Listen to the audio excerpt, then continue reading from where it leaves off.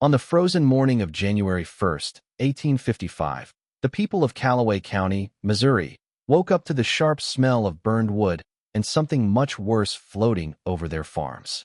What they found in the smoking ruins of the Newsom barn would become one of the most shocking and carefully hidden cases in American legal history. Inside those black timbers lay the burned bones of Robert Newsom, a well-known landowner whose body was destroyed so badly that only his gold pocket watch and wedding ring could be recognized. But this was not an accident, and it was not random violence. This was the result of 5 years of terrible abuse that finally pushed a 19-year-old enslaved woman named Celia to do something so shocking that Missouri's courts would spend months arguing whether she even had the legal right to protect herself. What happened in that barn was not just murder.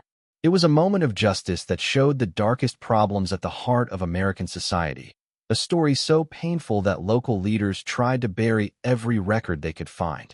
Before we go deeper into the story of Celia and the night that changed everything, I want you to do something for me. Hit that subscribe button and drop a comment telling me what state you're listening from, because this story shows truths about American history that every part of this country needs to hear.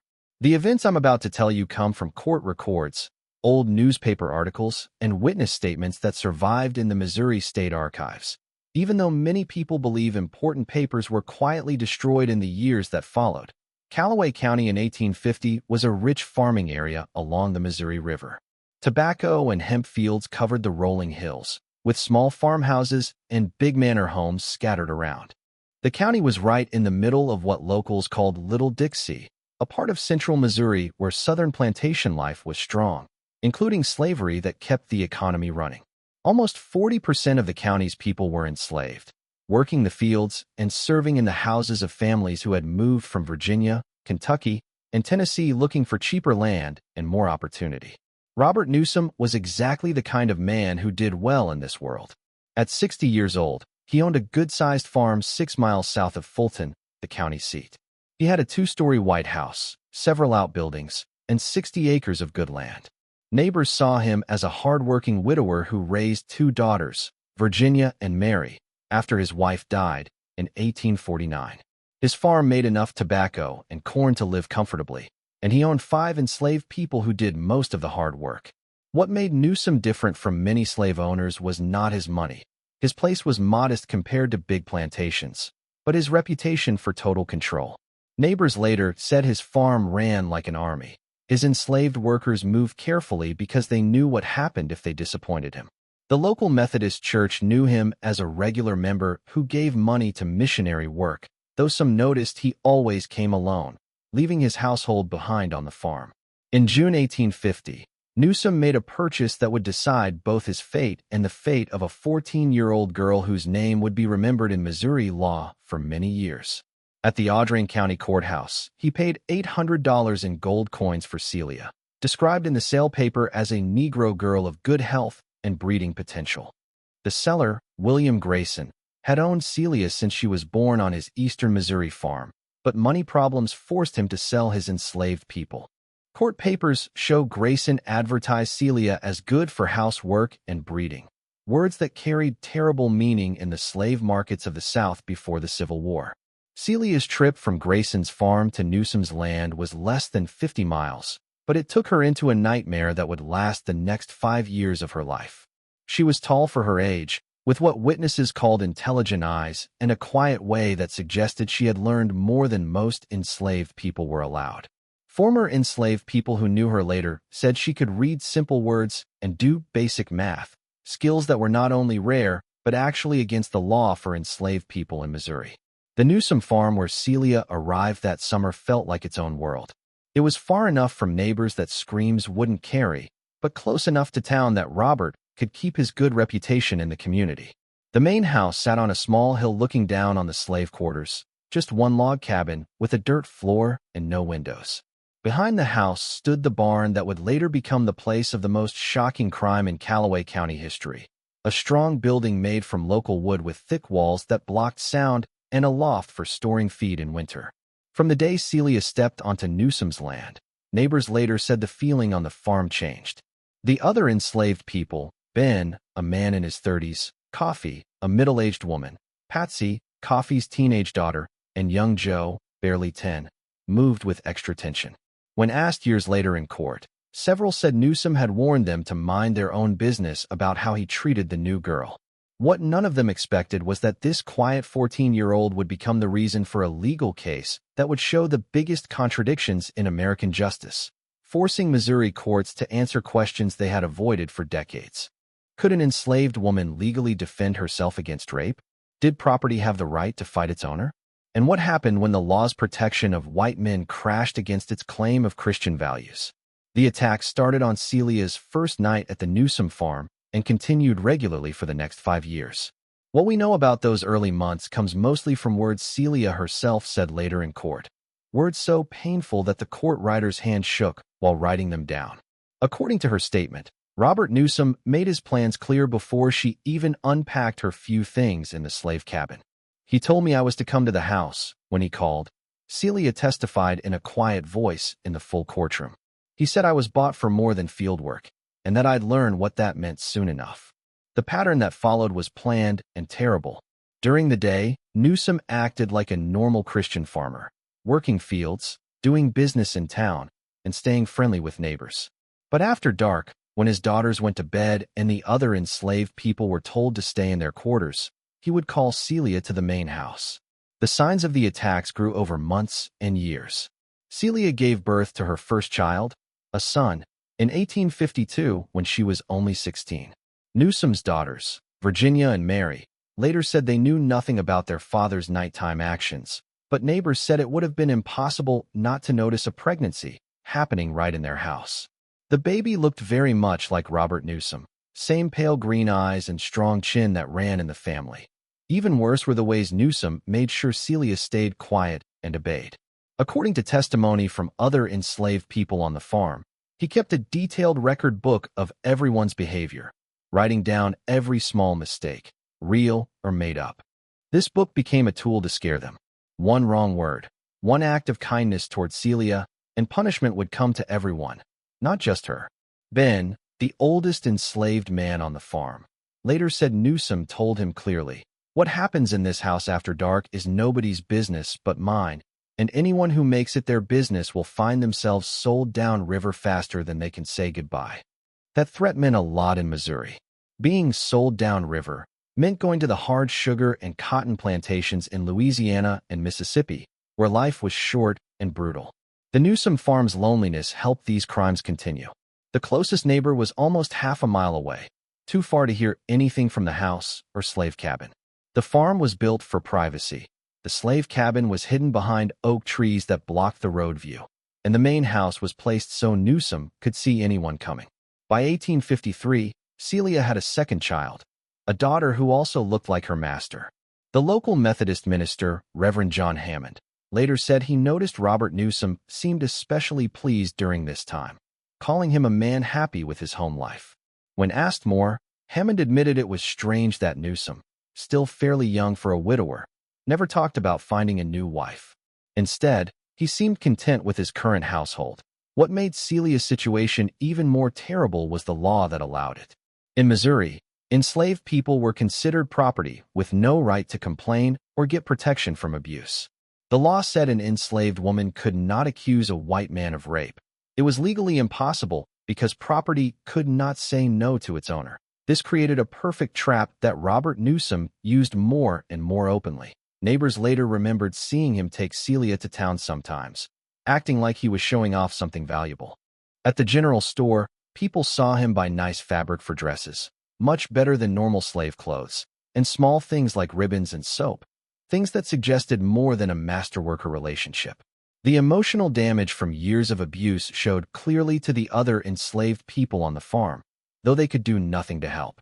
Coffey, who worked in the house, later said Celia often looked distant and scared, especially when Robert's daughters were away visiting family. During those times, Coffey said the house felt like death had moved in.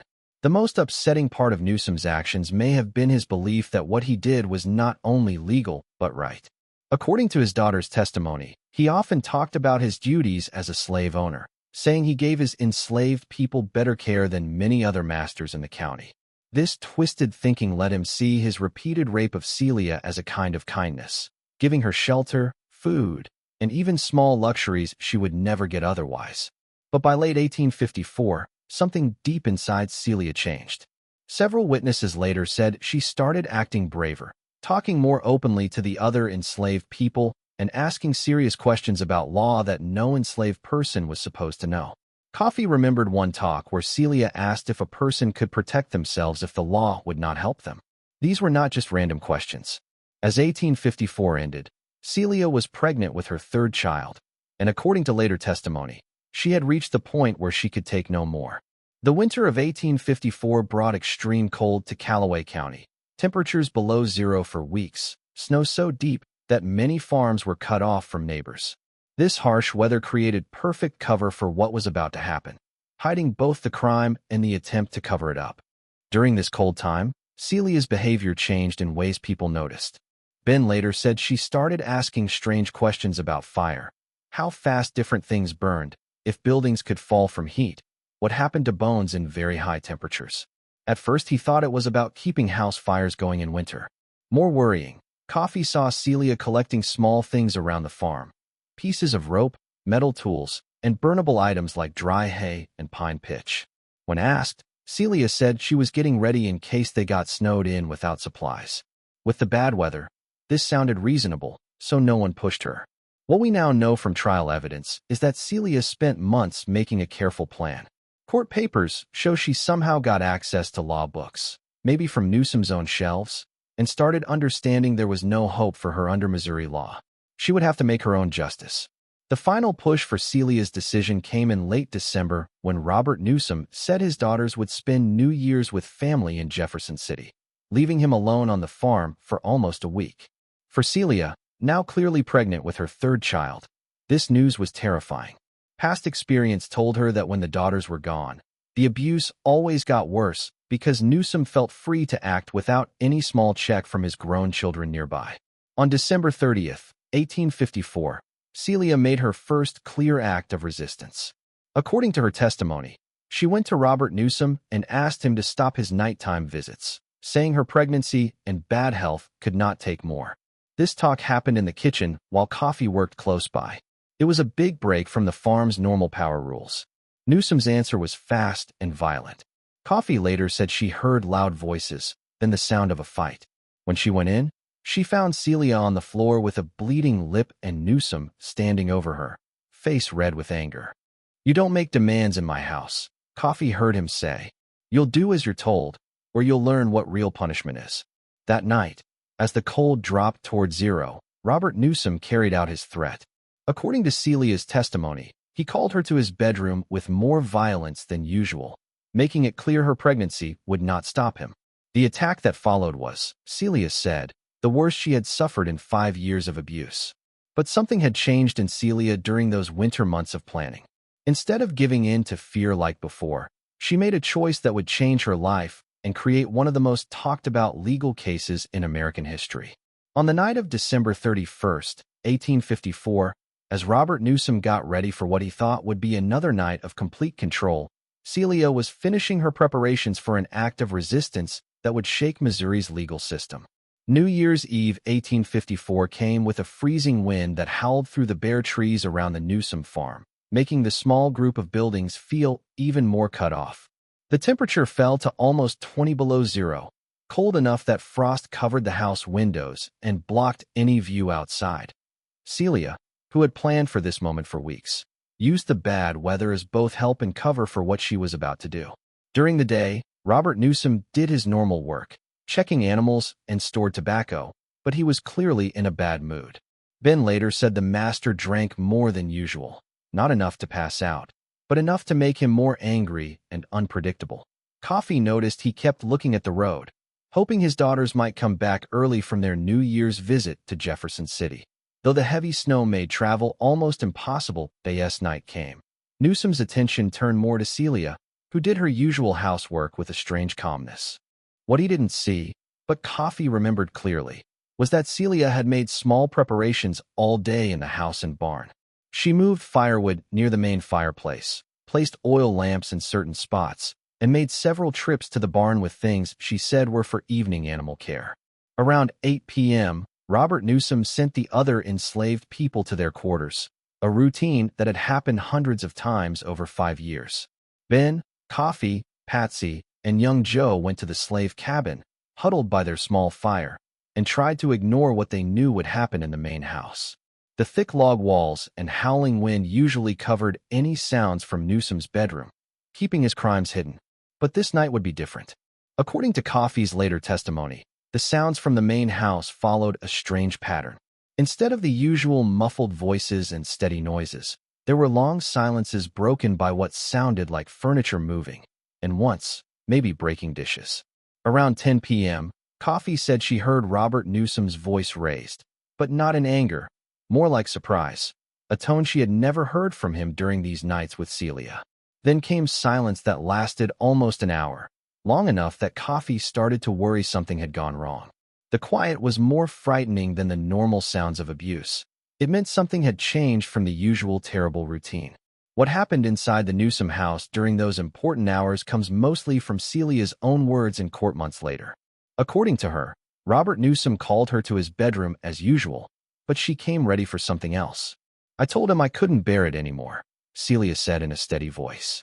"I said the baby I carried might not live if he kept forcing himself on me. I begged him to wait until after the birth, to show some Christian mercy." Newsom's answer, Celia said, was to hit her hard across the face, knocking her down. But instead of giving in like always, he faced something new from her, real resistance. "I got back up," Celia continued. "I looked him in the eye and told him if he touched me again, I would defend myself. I said I didn't care what the law allowed him to do. There had to be some limit to what one person could do to another." What happened next became the main question in one of Missouri's most argued trials.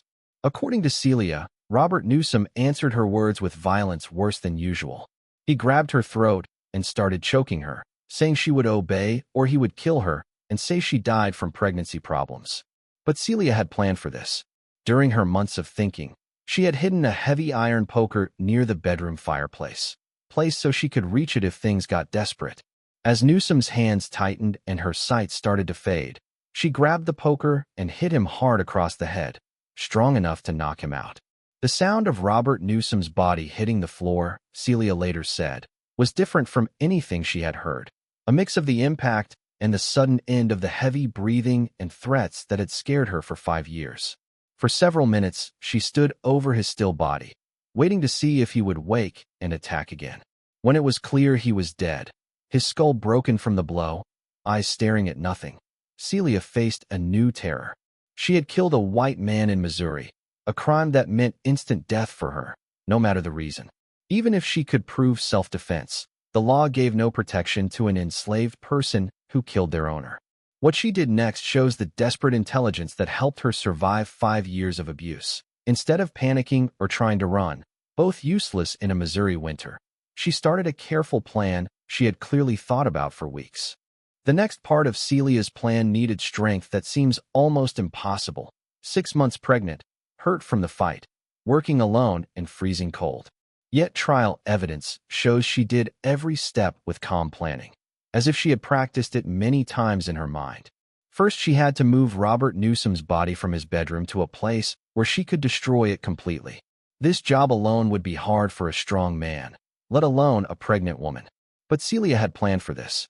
Using bed sheets and rope she had placed earlier, she wrapped his body and dragged it down the stairs, out of the house, and toward the barn. The barn was already ready for what came next. During her afternoon trips, Celia had moved hay and firewood to make what was basically a large fire pile, though she never called it that in testimony. She had also collected more things that burned fast: pine pitch, dry corn stalks, and even some of the nice fabric Newsom had bought her for dresses. Anything to make a hot, quick fire that would destroy evidence. Coffee's testimony gives the only outside view of the next few hours, though she could only see from the slave quarters. She said she saw strange bright lights in the barn after midnight, much stronger than a normal lantern. Even worse was the smell that came around 2 a.m., not just wood smoke, but something sickening and organic that turned her stomach. "It smelled like when we butchered hogs in fall," Coffee said in court, "but different, sweeter, and more awful." The fire Celia started in the barn burned very hot, bright enough to see through the thick frost on the slave cabin windows. But this was not a wildfire. It was controlled, made to burn certain things while keeping the barn standing enough to look like an accident. How she planned the fire shows she had studied how things burn, probably from the same books that taught her about Missouri law. By morning on January 1st, 1855, the fire had died down, leaving what looked like the remains of a sad accident. Inside the barn was destroyed. Burned wood and ash covered what used to be feed and tools. To anyone looking quickly, it could seem like a fire started by mistake, maybe from a dropped lantern or pipe spark, and spread fast through dry material. But Celia's plan needed more than destroying evidence. She also needed a good story for why Robert Newsom was missing. When the other enslaved people came out on New Year's morning, they found her in the kitchen making breakfast like normal. When Ben asked where the master was, Celia calmly said he went to town early for business, even on the holiday and in bad weather. This story might have worked for a few hours, but it fell apart fast as neighbors noticed things wrong. The first person who came was Thomas Schutzman, a nearby farmer who planned to talk land business with Newsom on New Year's Day. Finding no one in the main house except Celia, who said her master was away, Schutzman got suspicious enough to check the burned barn and ask the other enslaved people questions. Ben's testimony later showed when Celia's story started to break. Under hard questions from Schutzman, Ben admitted he never actually saw Robert Newsom leave, and the master's horse was still in the stall. Even worse, Schutzman noticed Newsom's heavy winter coat still hanging in the house. No one would leave for town in 0-degree weather without it. As more neighbors came during the day, drawn by news of the strange fire and their friends missing, Celia faced more angry questions. The white farmers of Callaway County were not easy to fool. They started putting together a timeline that made Celia's story impossible. The discovery that broke everything came when Schutzman and 2 other men searched the barn ruins more carefully. Hidden in the ash, they found things no accident fire should leave: pieces of human bone, teeth, and Robert Newsom's gold pocket watch, face cracked but still readable with his initials. Just when we thought the horror was over, the truth in Callaway County gets worse. If this story is giving you chills, share this video with a friend who loves dark history. Hit like to support us, and subscribe so you never miss stories like this. Let's see together what happens next.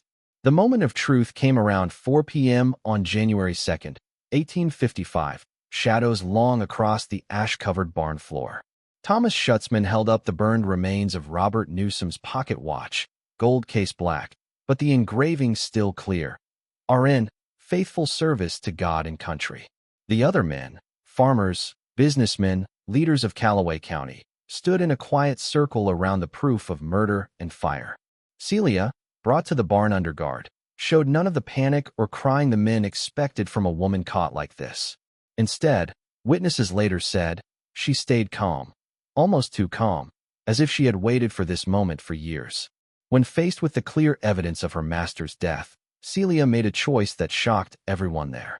Instead of denying or begging, she looked each man in the eye and spoke words that would echo through Missouri courts for months. Yes, I killed Robert Newsom, she said, voice clear and strong. I killed him because he had been raping me for 5 years, since I was 14 years old.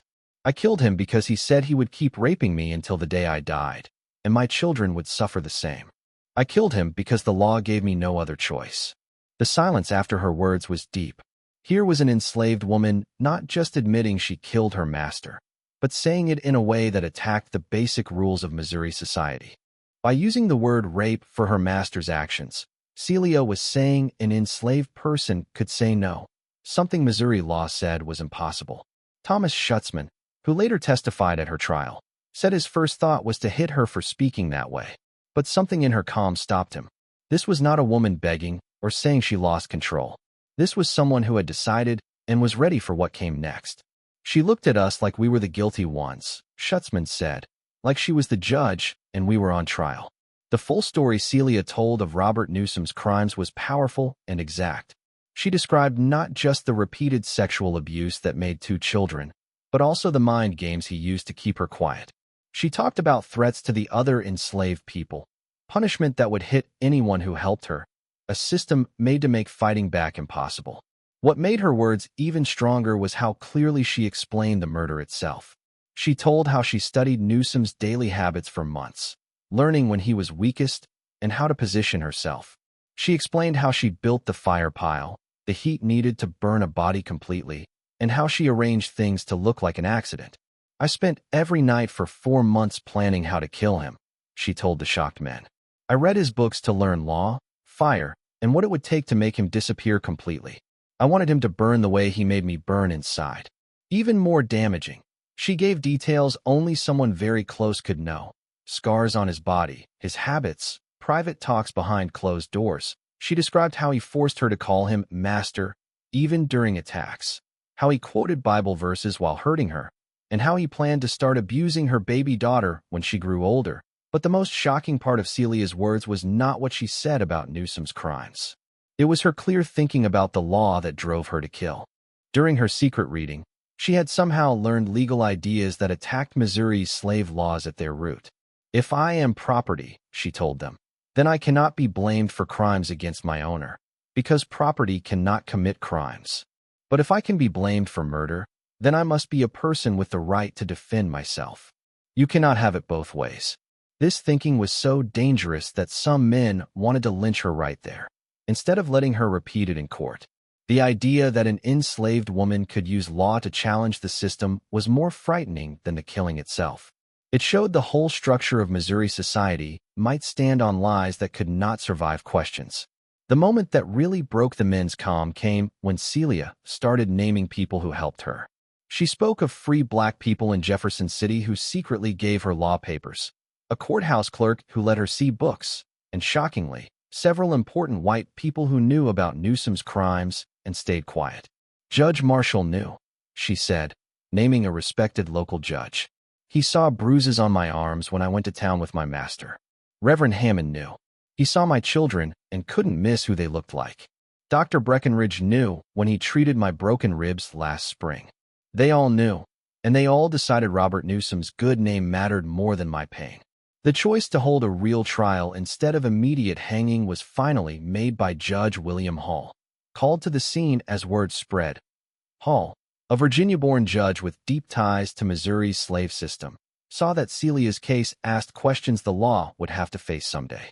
Better to handle them in a courtroom than let them grow in people's minds. But even as they prepared for what became one of Missouri's most argued trials, another mystery opened. During the search of the Newsom property, they found proof Celia's learning and law knowledge did not come from nowhere. Hidden in the slave quarters, books, newspapers, legal papers no enslaved person should have. Materials that pointed to a network of help far bigger than one farm. Even more worrying, they found journals in Celia's writing, recording not just her own abuse, but cases of sexual violence against other enslaved women across Callaway County. The journals named people, dates, and events that showed a wide pattern of abuse, involving many important families. Celia was not alone. She was just the first brave enough to fight back. As Celia was taken to Callaway County Jail to wait for trial, these questions hung heavy over the county like smoke from the burned barn. The physical crime was solved, but the bigger moral and legal questions were just starting. Celia's trial began on October 9, 1855, in a packed Callaway County courthouse. People came from all over Missouri to see what newspapers called the most important case in state history. The case had already caused big arguments. Northern abolitionist papers called Celia a hero of resistance, while Southern pro-slavery papers said the trial attacked slavery itself. Judge William Hall, who ran the trial, faced legal questions Missouri courts had never answered directly. Could an enslaved person claim self-defense against their master? Did laws protecting women from sexual attack apply to enslaved women? And most basic, could property be blamed for crimes against its owner? Celia's defense team, led by John Jameson, a good lawyer who took the case for free despite pressure, built their argument on Missouri laws that protected women from sexual assault. They said these laws did not separate by race, so they should protect all women in the state. If Celia had the right to fight rape, then killing Newsom was legal self-defense. The prosecution, led by District Attorney Robert Pruitt, answered with the main rule of Missouri's slave code. Enslaved people were property, not persons under law. As property, Celia could not say no to her owner, so rape was legally impossible. They also said letting enslaved people claim self-defense would end slavery. Masters would fear violence every time their power was questioned. The testimony during trial showed a painful picture of slavery that many white Missourians had never faced directly. Coffee, Ben, and other witnesses gave clear details of the repeated abuse Celia suffered, describing sexual violence that shocked even tough listeners. More important, they showed the network of help that let Celia resist, a quiet group of enslaved people, free blacks, and some white sympathizers who gave her books, law knowledge, and support. This network was bigger than anyone thought. Testimony showed Celia had contact with Underground Railroad people, though she never tried to escape. Instead, she used these connections to get legal papers and build her understanding of Missouri law. Her choice to fight with violence instead of running, her lawyers said, came from her legal learning. She knew even if she reached free land, her children would stay enslaved and face the same abuse. The most damaging testimony against the prosecution came from Dr. Marcus Breckenridge, the doctor who treated Celia's injuries over the years. Despite heavy pressure to stay quiet, Breckenridge admitted under oath he had recorded clear signs of sexual assault and beatings during many visits. His medical notes, shown in court, described injuries from rape and violence, some from when Celia was only 15. "I knew what I was seeing," Dr. Breckenridge said, voice low in the full courtroom. "But I also knew speaking out would do nothing except ruin my practice and endanger my family." The law gave no way to protect an enslaved woman from her master's abuse. Even more shocking was testimony from Margaret Foster, a free black woman who worked as a seamstress in Fulton and stayed in touch with Celia all those years. Foster said she had been recording cases of sexual abuse against enslaved women for almost 10 years, making a detailed list that named dozens of important families across central Missouri. Celia was not special, Foster testified. She was just the first brave enough to fight back. "Every enslaved woman I knew lived with this fear. Everyone knew their bodies belonged to their masters in ways that went far beyond work." Foster's words opened the door to revelations that shook Missouri society. The defense showed proof that Robert Newsom was part of a quiet group of slave owners who regularly shared and traded enslaved women for sexual use. Letters found in Newsom's things described deals with nearby farmers to borrow enslaved women for long periods, often when their own wives were away. The prosecution's case started falling apart when they tried to say Celia acted from jealousy, not self-defense. This argument backfired badly, because it accepted there was a sexual relationship between Newsom and Celia, something that destroyed their main claim that enslaved people could not be victims of sexual crimes. As the trial went on, it became clear the case had grown bigger than one murder. Newspaper writers from New York to Charleston filled the courthouse, sending daily stories that made Celia's case national news. Abolitionists held rallies demanding her freedom, while pro-slavery leaders called the trial an attack on Southern life. The jury took 3 days to decide, longer than usual, showing how hard the legal and moral questions were. When they came back on October 19, 1855, the room was full of tension. Everyone knew their decision would matter far beyond Celia. The foreman, Thomas Westbrook, a farmer and Methodist lay preacher, stood to read the verdict with shaking voice. "We find the defendant guilty of murder in the first degree," he said, "but we recommend mercy because of the extraordinary circumstances of this case." The guilty verdict was required by Missouri law, but the mercy recommendation was very unusual. In their written note after the trial, the jurors said they had to convict Celia even though they believed her actions were morally right. They asked the governor to change her sentence and urged Missouri lawmakers to fix the legal problems that forced their decision. Judge Hall, when giving sentence, said words many call one of the strongest statements in American law.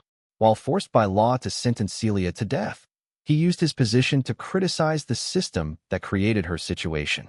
"This court has had to use laws that treat human beings as property, while at the same time holding them responsible as persons when they resist," Hall said. "This contradiction is at the heart of our legal system, and I believe it will one day destroy slavery itself. Celia killed her master, and under our laws she must die. But history will judge that the bigger crime was the system that gave her no other choice." Celia's execution was set for December 21, 1855, but she never faced the gallows. On November 23, Helped by unknown people, she escaped from Callaway County Jail. Despite big searches and a large reward, she was never found. Stories continued for years that she reached the north through the Underground Railroad. Others said she died trying to cross the Missouri River in winter. The real end of Celia's life remains one of American history's unsolved mysteries. What is clear is that her case changed Missouri law and added to the growing national argument about slavery. Trial papers were shared widely by abolitionist groups, and Celia's story became a strong symbol of resistance that inspired other enslaved people across the South. The long effects of the case went far beyond Celia. Several important families named in Foster's testimony faced shame and money loss, forcing them to leave Callaway County. Dr. Breckenridge lost his medical business after testifying, but later became an abolitionist and helped start medical schools to treat former enslaved people during Reconstruction. Most important, the legal ideas from Celia's defense later helped the bigger arguments that led to the Civil War. The problem Judge Hall pointed out, treating enslaved people as property but blaming them as persons when they fought back, became a main point in abolitionist writing and court challenges to slavery in the 1850s. The Newsom farm was left empty soon after the trial. No one wanted to buy land tied to such shame. The burned barn was never fixed, and locals said the place stayed haunted by what happened there. By 1860, the whole property had grown wild again, with only the stone base of the main house left to mark where one woman's desperate fight had challenged the roots of American society. This story shows us that even in the worst systems, human strength finds ways to stand up, often at huge cost. Celia's story forces us to face hard truths about American history, while honoring the amazing courage of those who fought injustice when the law gave no help. What do you think of this story? Do you believe Celia's actions were right given what she faced? Leave your comment below and tell me your thoughts. If this story touched you and you want more hidden pieces of American history, subscribe to the channel, turn on notifications, and share this video with someone who likes deep, real stories from our past. These stories need to be told, and together we can make sure they're never forgotten. I'll see you in the next video where we'll uncover another chapter of history they tried to bury.